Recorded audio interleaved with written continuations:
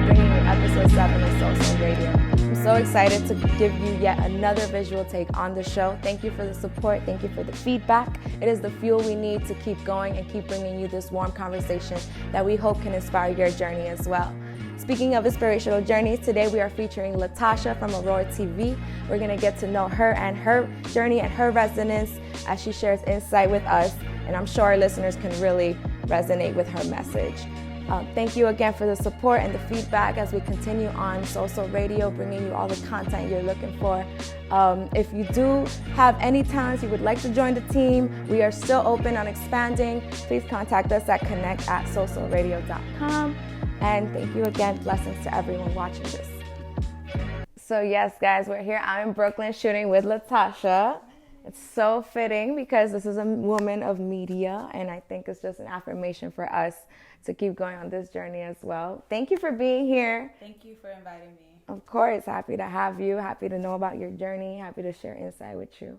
But yes, we came all the way out here to BK as we keep expanding, and having you on board is just super great for us. We literally just met not so long ago. We did. You know? What month is that? That was December? I think it was November. Yeah, October? November. Time is just flying. It's a construct. It doesn't exist. Yeah, absolutely. It's all an illusion. But actually, we're in 2019 now, so Happy New Year to everybody. Happy New Year to you. But yeah, we met in November, and it was at a screening event of both of our content that we are presenting. And I'm so happy to have met you because I just entered this world, and I'm just happy to be here at a studio with lights, and you're like, I see this all the time. This is my second home, and y'all mad hype. I am hype. Yeah, I'm sure it did. I'm sure it wasn't just on some one day to the next, you know. But I knew you too. Let's talk about that. That's true. Because obviously you had that huge viral moment on the internet. Yes. You were teaching a room full of people about Godfidence. Yes. And that video resonated with me. So I was totally familiar with like your face, your vibe, your energy, your reach, all of that. So when you walked into that event, it was just kind of like, oh, I wanted to meet this girl. And it was such mutual like energy we had for each other. Oh, that's good. Thank you. Yeah. We're here on your show. Yes. We're here joining forces. And I'm just so happy to learn more about Aurore TV as well, because when I was at the screening, first of all, everyone that was presenting content at that screening had me just mind blown. Mm-hmm. Like, what? Like, you gotta shout out Civil and the Junction for even putting that together. Oh, that yeah. was an incredible night. It was for all the creatives and the People's Forum providing the space and the resources, and of course the creatives on board. I mean, we saw like what I see is a future Netflix series coming out. I think you remember that one. And then we had I know you know him. He's a comedian. Funny Julius. Yes, Funny Julius had the room rocking. You guys got to check out his stuff, and it's called Dear White People? He has Hello White People. Hello White People. And he has Reek Rants. Reek Rants. Yeah, so he presented 2 pieces of content that he produces, and one of them which he starred in. And so both of those showed, and both of those had the crowd laughing so hard. Oh my goodness, I gotta tell you. And then, you know, we presented SoSoulRadio, which was a blast to do. I mean, it was so surreal. And then right after, we saved the best for last, Aurore TV was up. And I'm like, who is the creative woman behind this? And she's just casually on there like, hey, guys. Yo, I was so nervous that night. I can do camera stuff all day. I can be in the studio, I can be on camera. When you put like actual people in front of me, I'd be like. Everyone's like, hi. Here's the thing, I gotta go, bye. Well, you did seem very comfortable. You were just like, well, here's our content. You know, we do this like XYZ, which Aurore is the platform for Black indie content. I'm super supportive of it. So many creatives. I'm just so glad you're even leading this movement, you know. Like, your journey, I know, is resonant to many women out there. And it's not just women, but us people of color just digging into the media industry. But I know it wasn't always like this. I know we had mentioned, but we met at the screening event, which was a lot of fun. We didn't get to talk too much because it was a lot of mingling around. But we were able to meet a second time, you know, and I got to know her a little more as we were prepping for this episode. So, and she had mentioned to me that you weren't always planning to be a screenwriter. No, screenwriting is very new to me. I knew I always wanted to be in like performing somehow. I swore I was going to be a singer and signed to Cisco's music label. Listen, I'm mad at that, you know. I was like, I'm going to be Cisco's fucking solo star. Yes. I want to be Cisco's friend. I don't want to be. I'm good. I like try to tweet him, and I'm like, I used to love you so much. Where is Cisco? He's on Twitter. He's still on Twitter. Oh, he's definitely. And then I thought, out of college, I was like, I'm going to be a dancer because Sierra was out. Chris Brown was hitting, I was just like, oh, I'm going to do that. That's what's up, though. Easy. What? So you was like dancing out in high school, this was? College. College, I was like, I'm going to be a professional dancer. And then I went to like a professional dance class. I was like, no. Well, so you signed up at your college to take some dance credits, like some college credits in dance, or you went to another place? Yeah, in college they had like these like, I don't know, talent shows, fashion shows. I know. And me and my friends were always like pitching ourselves like, well, we dance. So like, can we get a spot in like whatever y'all are doing so we can dance? That's what's up. And like, we were so like serious about it. And then I went to like a real dance class and I was like, my back doesn't move that way. It's not going to happen. They were not doing what you were doing, I'm guessing. It's not going to happen. I can't. He was like bent, like lower, like backward, lower. And I was like, so dancing is no longer my passion. It's all good. Next? And then after that, I thought I was going to be a model. Okay. Lost a ton of weight, ribs showing, collarbone showing, and I was so proud of how skinny I was.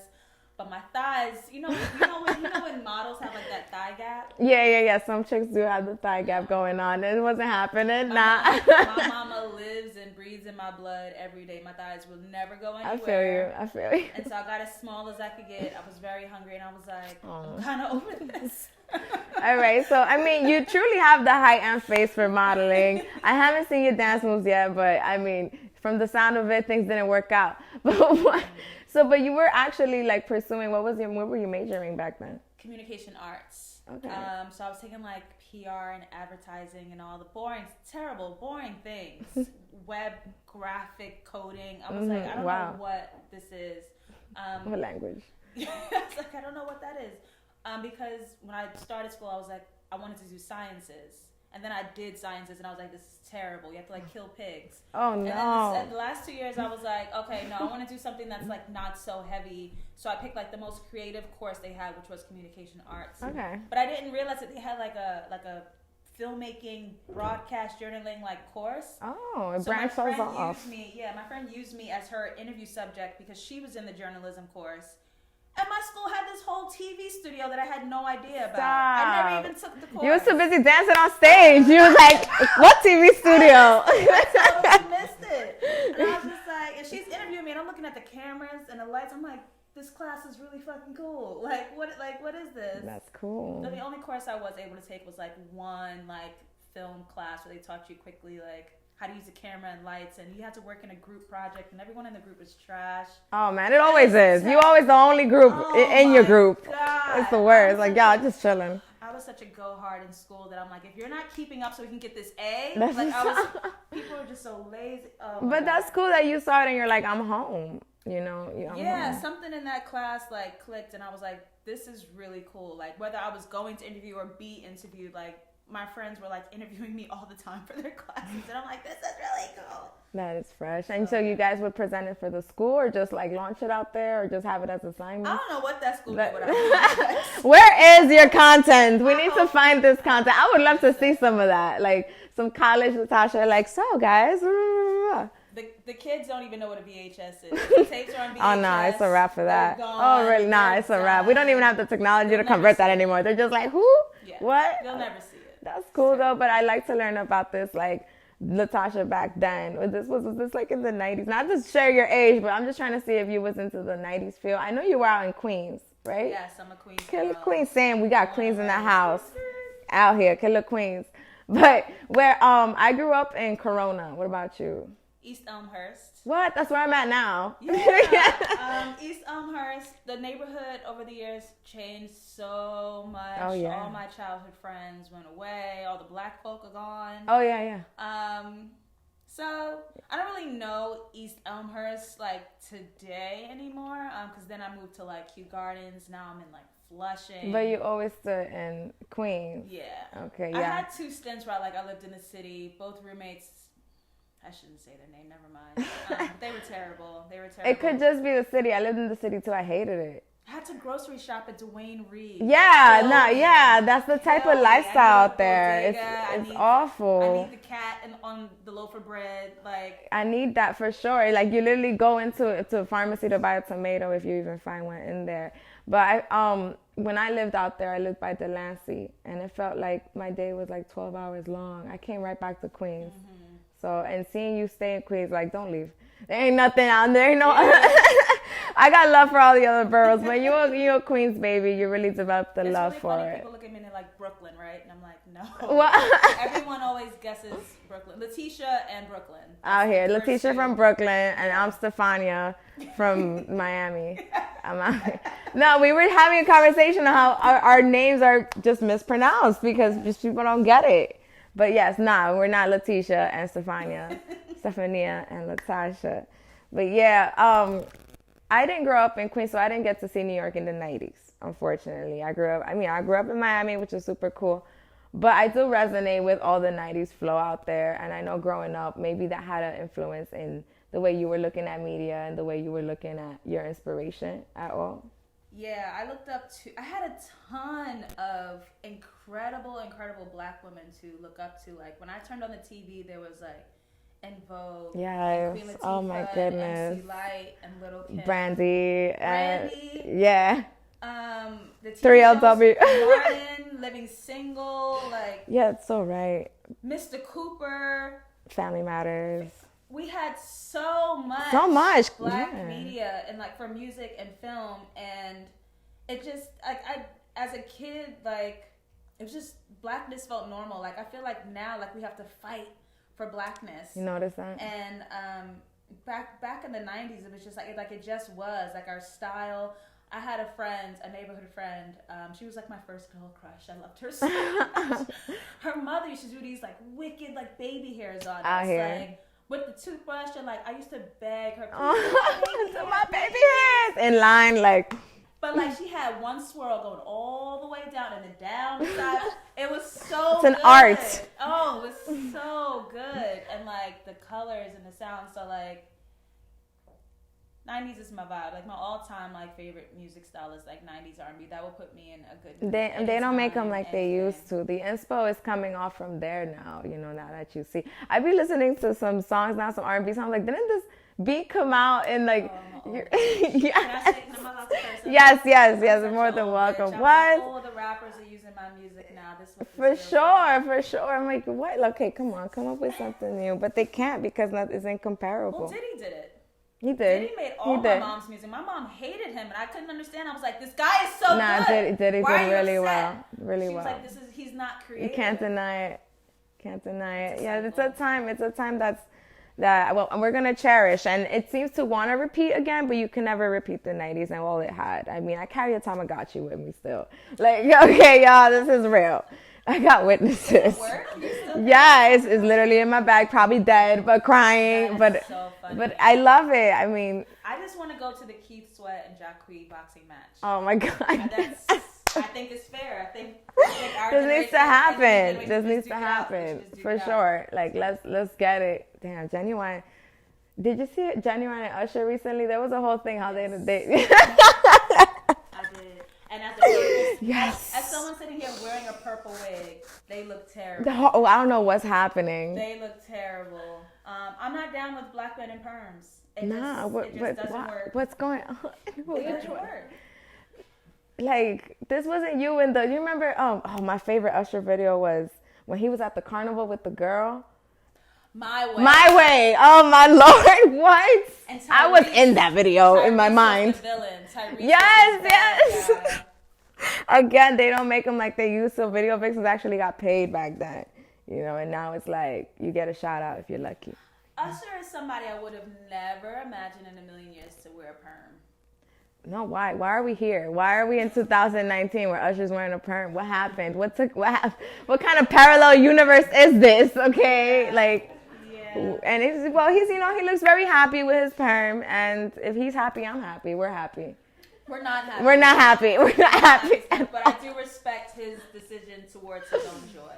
There we go. You know, it's nice to see our 90s mentors evolve as we evolve as well. So, but let's go back to Latasha. Wait, you didn't go to college in Queens though? You was out? No, I was right above the Bronx in New Rochelle. Okay, that must have been a little different. One car ride, one toll payment from the Whitestone Bridge, I was back home again. So it wasn't too far. And when you were done, you came right back home and to Queens?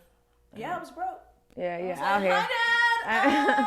Remember me? It's been a few years. No, yeah, I went back to Queens just to like try to figure out what I wanted to do, and it's always been a creative journey. I think my first job out of college was like fashion PR, and it was so okay. It was so. I can't imagine how. Yeah, I mean, the fashion world has a connotation for being that, and I'm sure you must have been like. Battle of the egos. Yeah. Everyone wants to feel like the most powerful person in the room, and when you're the intern, when you're the assistant, when you're not ranked on this like career level or whatever, people assume that they have the right to disrespect you and humiliate you because that's just how it is, and like this whole culture of just like beating on the little people who you can't succeed without. Yeah, this little devil wears Prada thing needs to stop. Like, that's come exactly on, we that passed movie triggered me because I think I had just left the job maybe like a year before that movie came out. And I was just like, oh my God, my boss. It was terrible. It was absolutely like terrible. PTSD. Yeah. I totally see that though. I never got into the fashion world, unfortunately. I'm not really fashionable, but I could see how the fashion and PR could somehow lead to have led to Aurore TV. I'm trying to see how your journey kind of steered from Devil Wears Prada to like something actually that's wholesome. Yeah, because at the end of the day, my boss was a woman. It was her company, and she just ran a really negative as it may be, but she ran a tight ship. Like, she knew what budget she had to make profit, how many clients she needed, who needed to be working on what account, and like she ran it from top to bottom. Like, whether or not I personally liked her, like was beyond the point. Like, I was watching a woman. Yeah, she took care of her shit. Yeah, and then a few years later, she got herself on TV. She had her own TV show, and she was on like Top Model and all this stuff. Oh, so I was just like, she's doing it. But the industry only likes evil men, so her career didn't last too long on TV. I noticed the industry really loves gay men too. As of like what I've been seeing, a lot of gay men are like, I'm gay, you're hired. Like, okay, we out here, you know, and shout out to that because I think it's about time. But it is something I've noticed. So you're here in the PR fashion world. How did Aurore TV come from that? God, that's light years away from each other. Oh, okay. So there's a whole nother book in the middle of this. Well, so after PR, I started my first brand, Dope Files, and that was an interview platform for underground talent in fashion and music. And so I went around all of New York City interviewing rappers, singers, fun. Indie fashion designers. Like, there's kids sewing in their rooms and like making these wonderful fashion collections. And like, I wanted to show that. And so that grew into like celebrity interviews and like Mercedes-Benz Fashion Week show coverage and VIP event show coverage. So I got to meet a lot of cool people. But I did it all myself, from like booking, location scouting, producing it, like being out in the field and actually doing it. What? One-man show, carrying all this equipment, meeting with PR. And so, like, I just met, like, a burnout. And, like, I will never forget this dream. I was just, like, fighting internally about whether or not I should continue this. Because this was really cool, but I was just so personally tired. No, yeah. Like, I had this dream. I was, like, it's going to sound so weird. I had this dream. I was, like, in a tree. And I was, like, I'm tired. I'm tired. And a voice was like, just let go. Go. Stop, for real? Go. And I was like, my God. Oh, my God. So what a dream. I'm done. I'm done. I'm done. I was like, I can't. Oh, God. And so I took some time off. Yeah, I took some time off, and then I got into vlogging because Trayvon Martin had happened. Mike Brown had happened. And so I really needed to, like, I was so full of rage. I'm full of rage this morning because the R. Kelly series just came out. Oh, Lord, creator. So I'm actually really full of rage. But back then I remember the same rage about Black people needing protection. And so I went to my vlog and I was just like screaming, angry, White people are racist, X, Y, and Z. And I was dating someone at the time that was like, look, at the end of the day, you're trying to get into entertainment. If you're a Black girl being angry in a camera, you're going to have to figure out how you need to make that morph into entertainment. So that's when I started doing like comedy racism. You're like, all right, you want me to be funny about this? Yeah. I will be. I'm gonna make the story in a very funny way. That's what's up. That's what's up. That vlog got really popular. I had like a ton of followers. Was this still Dope Files? Wait. No, I entered Dope Files. I think I entered Dope Files in 2014 officially. So I was from 2010 to 2014, and then 2014 I started vlogging. Okay. So I was vlogging from like maybe like 2 years with that. So with the vlogging, was it the same concept? Like you would go and interview people and share their viewpoints, or what? Because I'm not too familiar. Or what is it? Just you expressing your? Okay, that's what's up. But I mean, it was like graphics, photos, animation, music, sound effects. Like it was like a show. I made it like an enjoyable experience because we don't want to have to fight this fight. Mm-hmm. And so, how could I tell the issues while letting Black people like exhale? Yeah. I don't want to be angry in this rage all the time. Like that'll drive us Absolutely. crazy. Listen, whatever energy you're going to be spreading out, people are going to absorb that. So what are you leaving people with? You know, you want to leave them with the truth and the message you're trying to say, but you also don't want to drain them and leave them in a dark hole, because we may be strong. We may actually be strong enough to, you know, convey this message to others, but some people just absorb it and take it with them into a corner. So the fact that you're like, nah, I need to leave a little bit of more light, even in such a dark situation. I think it's almost crazy how well we're coping. Like, if you could wake up and see someone that looks like you be shot dead, and then get online and people are like, who cares? And then October comes and they wear that dead body as a costume. Yeah. And then you go to work and people are like, Trump, but Black people are crazy, those fucking thugs. Mm-hmm. That can drive us crazy. No, for sure, like, for sure. It's a full psychic attack. Our resilience to just like going through our normal day to day while taking these traumatic mental attacks in any moment it can happen. Absolutely. I just. The resilience is there. Resilience is there, absolutely. And I think it's because we're supporting each other. We're trying to support each other using the internet, you know, using these social media platforms. It's like, okay, I'm not alone with this rage, and some people are trying to get past it like I am. You know, I think that helps me in seeing that I'm not the only one here. You know, as much as there is dark, there is light. Mm-hmm. So you were here vlogging, expressing your opinion, being hilarious, I'm sure, effortlessly. And I'm sure you got a lot of feedback and support on that during the time. Mm-hmm. And I think I was vlogging from Trayvon Martin on until Mike Brown. And then when Mike Brown happened, I was like, I need to say something bigger. Like this vlog feels too constricting. Like, how can I tell a bigger story? And so that's when I started dreaming up of like, maybe I should do like a web series. Maybe I should like try to do a project. It's like you're just following the breadcrumbs. Yeah, and the person I was dating at the time I was like, I don't have any money. I can't do a web series. It's impossible. He was like, you don't need money to do a web series. And I was like, wow, you're the craziest person I've ever met. You don't make any sense. Why is your mouth moving towards my face? I hate it. He was like, no, I'm serious. Like, you don't need any money. Just go out and see who wants to work. And that's exactly what I did. Uh-huh. I made a web series for no money. Shout out to homie. I mean, you're here completely like, nope. And he's like speaking the truth to you. Like, look, what are you doing? He really was incredible for that. He was the reason why, like, I actually had the idea to make my vlog from angry to comedic and like thoughtful. Yeah, good. And then he was the one that was just like, you can do it without, you know, tangible resources. Like, you just start moving towards it and like things will fall into place. So that completely credit him for. That's what's the up. Other things. Listen, at least we got something good out of that bag. Okay. Right. So that brought me my first series, Sit Black and Relax.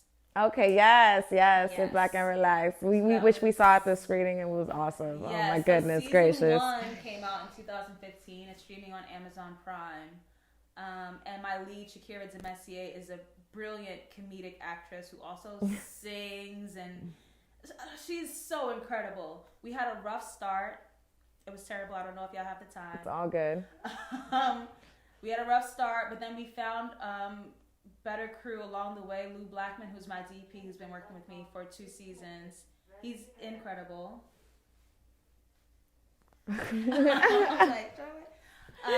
He's incredible. That's nice. You attracted this tribe, this support, and these talents. What? Yes. And so Season 1 was about white people. Because I had a lot to say to white people. But my intention was to make black people feel like, that's exactly what I want white people to know. Like, leave us alone. Stop asking us this. Stop saying this. Stop doing like when black people watch it, I want us to be like, yes, that's what I wanted to say. And when white people watch it, I want us to be like, damn, I'm an asshole. Yep. Like that's what I wanted. Yep. But in hindsight, looking back, like sometimes when we want to attack racism or just our blackness, we censor whiteness to do that. Mm-hmm. Bye. For what? For what? Yeah, that's canceled. So when it came back to season 2, I really brought it back to like blackness. What is the day in the life of a black woman? She's just trying to be better for herself. She's trying to find her independence. She's trying to find her adulthood. She's trying to date.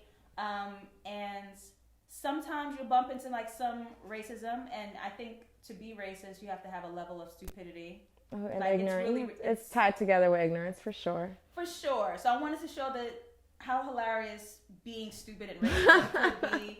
Because you have to be real dumb sometimes to just be like, look at a group of people and be like, I'm better because I'm pink. It doesn't make any sense. It doesn't make any sense. It's really stupid. I agree 100%. So, yeah. I think it's very telling of the person's psyche, of the person's lack of knowing in general, and a lot of ignorance, and I think it's also telling of what they were brought up around and where they come from. And you could tell so much off the bat. Mm-hmm. And so Sit Back and Relax is hilarious, by the way. So it conveys these points, and yet you're still cracking up in your seat. You want to see the next scene. And you said, how many seasons have been out? 2 seasons. 2 seasons. 5 episodes each. Okay. And you feature the same talent on each show, or like do you switch it up? So we have the lead, who is Shakira Demessier. For season 2, we have Melanie Ennis, who is like a plus-size fashion beauty model. She's incredible. And Sit Back and Relax was her first acting gig ever. Really? She slayed it because the series had so many lines. I don't know how actors do it, but she came in, she knew every line, she was incredible. And it was really important to me to show like different body sizes. Like she's tall and plus size, and like when those hips hit the camera, I'm like, yes, yes. I mean, the audience that is resonating with this content is just, it keeps multiplying because you're able to give the opportunity to these women to present themselves here. And like looking at her, like her body and what, plus size women are encouraged to feel like, aspire to skinny. No, fuck that. Mm-hmm. Like, we off that. Yeah, it's sexual and confident, and she just exuded it like everything. Yes. She just had every mark. That's what's up. So yeah. So you have Sit Back and Relax. Well, that was the first one when Aurore TV came to you and you started, or did you pick up other ones, or was this just, because is it like your longest running one so far? Because I know it's like your baby as well, Sit Back and Relax. Like you. Sit Back and Relax is my baby. I thought of Aurore TV March 2018 because I was like, there's so much like cool content by Black creators. Like, where can we like find it? Where's the hub? Yeah, you have to like find like film festivals, or you have to like, your friend made a thing, so you watch that, and like they're just so spread out. Yeah, it's true. Something on YouTube, you don't have something like, you have to Google like Black web series and try, and it's really hard to like find them. So under one roof. Yeah, so I wanted somewhere where like it could just be under one roof, and like if you want to find like cool Black indie short films, web series, you would go to Aurore TV, because Hulu and Netflix and HBO and all those streaming platforms, like they want the big stuff. So what happens to the people who ain't big stuff yet, but their stuff is still great? Absolutely. It doesn't mean that. Well, that's what you're here for. You're here like, this is what I'm here for. I am creating the hub for Black indie content. Yeah. Yes. And I realized, looking back over my journey since like 2010, like the only thing I've ever wanted to do in any project, any brand that I've started, was to make Black people feel good. That's what you're doing. Only intention ever. You're providing the opportunity and you're feeding the dream, and the universe is very, very aware of that, and it's just going to multiply that for you tenfold. And so even at the beginning of your journey, when you in which we all do, we all look at a dollar sign, and then that's it. That's the end of our journey. And why should it be, when so many things, so many companies around us right now that we're using, so many inventions around us that we're using right now, they didn't let that stop them. They didn't let the dollar sign stop them. And so the talent that you're bringing forth and giving them an opportunity, you're like, you don't need this. I'm here with you, And so that is how the universe is providing for you tenfold. I think it will continue to. But speaking of this awesome content, I definitely want to check out anything you'd like to share with us and the viewers, because I think we all could use some inspo. We are going to go to AuroreTV.com. You motherfuckers better come see this shit. Way back before Batman committed suicide on fentanyl and heroin, before Superman broke his motherfucking neck, there was a real superhero named Afro Black, motherfucker.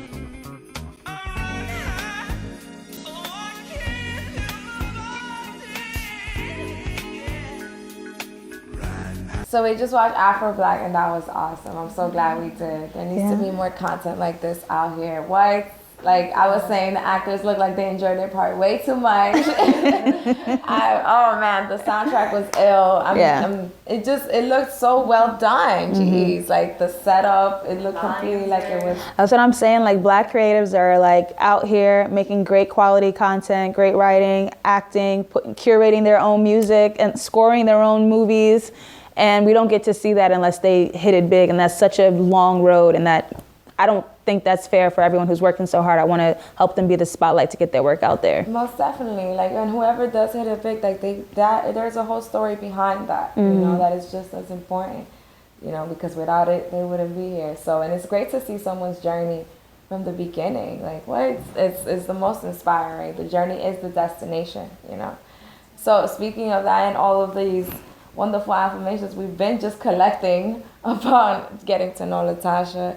I want to get to know more about the fact that we've seen your journey, and you've been so resilient throughout it all. You didn't let a dollar sign stop you. You didn't let fancy fashion PR world stop you, and you didn't let even your own doubt stop you. Like that to me is the significance of spirituality and the significance of a higher faith. Like to me, spirituality isn't just meditation and stones and picking up a mantra book. I think it's that talk you have with yourself before you go to work in the shower. It's what you tell a kid that you just met to follow his dreams, and the resilience that Latasha has shown throughout her journey, whether it's been herself or maybe even hereditary. I mean, I want to know about if there were times where you had to reach for like a higher faith in yourself or in anything that maybe was taught to you growing up.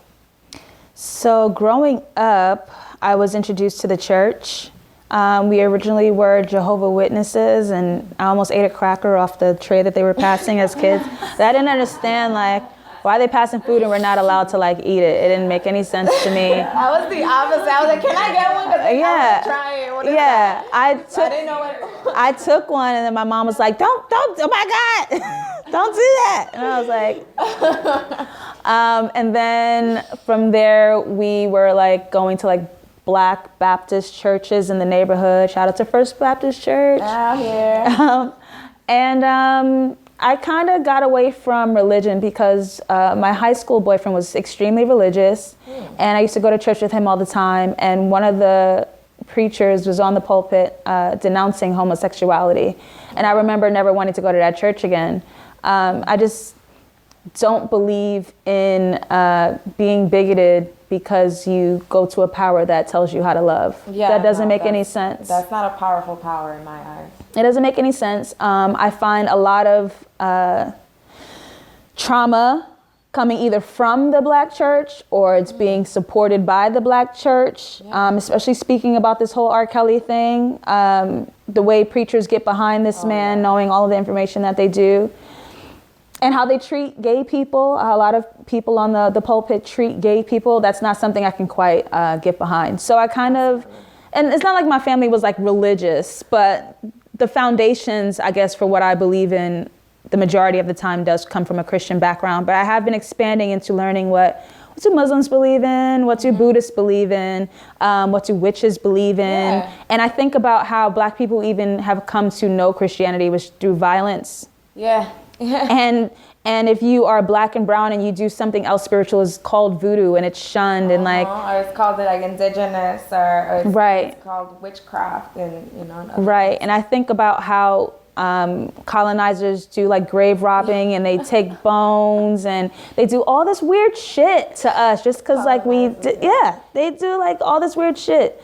And so I was thinking about like, I think we're seeing also a resurgence of like African Yoruba spirituality, really getting back to what we originally believed in before we were taken over here.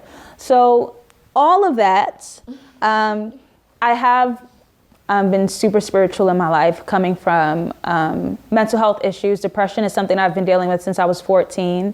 And when you go through an emotional trauma like that, you do need to grasp onto something outside of reality, which is a big reason why people do flock to the church. You need to believe in something that is presently painful, that's outside of what's presently painful. Yeah. And so, I mean, I've done it all, the past life regressions, crystals, meditations, incense, music, salt baths, psychic.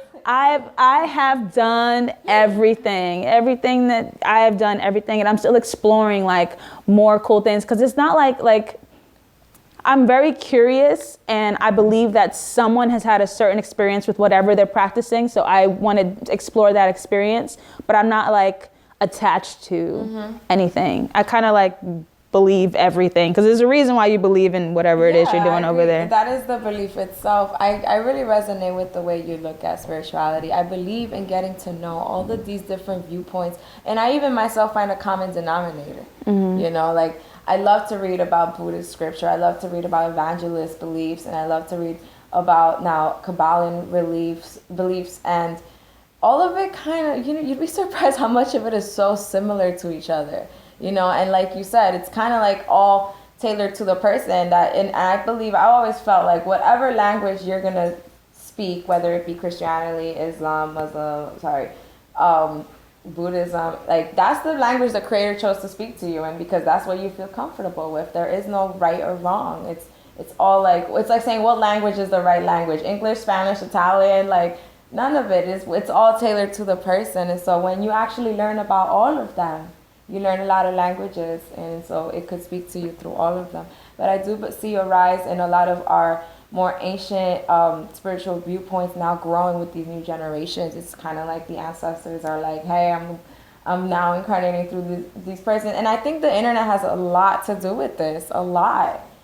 Media, internet. Yeah, it made it more accessible. The information is way more accessible. You don't gotta just like grow up into this church that is telling you, oh, this is wrong, and then you're here like battling yourself, like, wait a minute, what? I believe in this high power, but this don't sound like a higher power. This sounds like a judgment, and it's exactly what it is. So now you no longer have to, because a lot of people grew up in that, and that's it. That's all they knew for the rest of their life. Us, like, because we live in an age of information and creation, we don't have to stay stuck in that. And then people, you see old grown women, grown men that you saw fell into that trap, and they had no way out, you know. So I think thankfully, you know, there is that information available to us, and you just seeking it all and kind of getting a little bit of everything is your spirituality. Like there is no definition. It's whatever you make it, you know. So thank you for sharing that with us, you know, because that is also that I think a lot of people will resonate with. You know, it's something that I don't think is spoken a lot in this kind of industry or in this kind of field, and yet everyone has it on the back end, you know, somewhere, somehow, some way. I do want to make clear, though, that spirituality has to be used in a way that make sure you bring yourself along if you're discovering where you want to fit in with spirituality, because a lot of us use spirituality to deflect from a hole in here. Exactly. So we try to fill it up with the prayers and the manifestations and the writing it down and the burning the thing and doing the crystal. Yeah. And we're not paying attention that we're not filling up something in here. Exactly. So we have to make sure we're using spirituality to guide us, that we feel whole and not distract us from not knowing ourselves. Let's find the root instead of masking it or trying to fill it up with other things that we think are going to put a big old Band-Aid on it, when we need to see what's really happening inside. I think that all ties in with your psychological viewpoints and your own mental health. That's all one big package, you know. But it's something that I think everyone can find resonance on, especially when you are pursuing a journey that may seem a little impossible. Like you said, you need to grab onto a higher faith of some sort. But yeah, y'all. But we're gonna lighten things up a little bit with a little game, because you already know.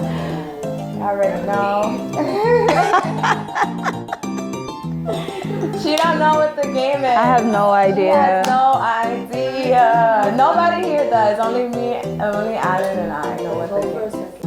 Alright, so, you know, it comes to one of my favorite segments on the show, and it's when I get to see the guests for who they really are. The truth behind it all, you know. And honestly, I partake in this too, so you get to see the truth behind me. So this game doesn't really have a name, but I'm just gonna call it. It's like a personality test. No. She's awful. Get her out of here. No, you've been wonderful. This is a word game, so I'm just gonna call it the word game. And in this game, I have a list of words in front of me, and I'm going to say a word, and you have to say the first thing that pops into your head. Okay. Okay, so it's the first thing that pops into your head. You cannot think about it. If you do, I'll just give you the next word right away. Yeah, and we'll take turns. I'll do it. So Latasha should do it back to me, and we're gonna see what's going on in the subconscious mind. So it's going to be the person, place, or thing, and you're just gonna say the first thing. We'll do a couple of rounds, and then we'll flip it back. Okay, so okay, and then all right, ready? Okay. Turkey. Ham. Language. English. Pets. Cat. Bat. Dog. Chair. Sit. Whip. Slave. Rock. Dwayne Johnson. Hydrants. Water. Sticks. Stones. Cap. Hat. Halle Berry. Black. Shoe. Feet. Stomach. Belly. Swing. Skip. Kitchen. Cook. Awesome. Pizzetti. Marble. Stone. Ellen DeGeneres. Gay. Eggs. Breakfast. Toy. Naughty. A mother. Father. Yams. Thighs. Someone called my thighs yams once. It happened. There we go. It happened. All right. So yes, that was a good round. To be fair, it's the forward thinking of Ellen DeGeneres' brand is that she's gay, so she's on brand. You're not lying. She's on brand. Awesome. Okay, so now we're gonna flip it over, and I'm gonna be in the hot seat. Wait. I think we should do another one with her. What do you think? We'll do one more, and then we'll do one more. Do it on your. Okay. Yeah, do it. Some of it random word, and you did good. Thank you. I can see you were like, huh? Okay. So the celebrity names I just made up on the spot because this just gives me words. Okay, so you can. So it's gonna show you. I'm gonna put nouns. That's what I did with you, and you just generate random words. We'll put. So if you don't like the words that they generated, like maybe they're just not as, I don't know, nice. You could keep generating. Gotcha. All right. How you hate this? I don't like doing this for myself at all. We have Miss SoSoulRadio herself, Miss Arenas, in the hot seat. Out here. All right, you ready? Yeah, I think so. Thunder. Hot. Weak. Strong. Doctor. Mercer. Crate. Milk barrel. What? It's a milk barrel. You said my last name. That was so weird. Really? Yeah, knee. What? Knee. Cap. Oh, bait. Bullet. Iron. Hot. Judge. Green. Desk. Up. Change. And skip. Government. If. That's good enough. That's not a word. Position. Up. Kiss. Love. Sofa. Soft sofas. Soft sofas. Hair. Hairy. Hair. Waves. Wavy. Brother. Sister. And I'm so grateful for everybody listening. Shout out to the team behind the camera. There's a lot of them back there. Yeah, hopefully. Thank you guys. And again, thank you for the support. Thank you for the feedback. And thank you for the love. We're going to continue bringing content you find resonance with on your own journey. And shout out to everybody that's supporting SoSoulRadio. Thank you guys.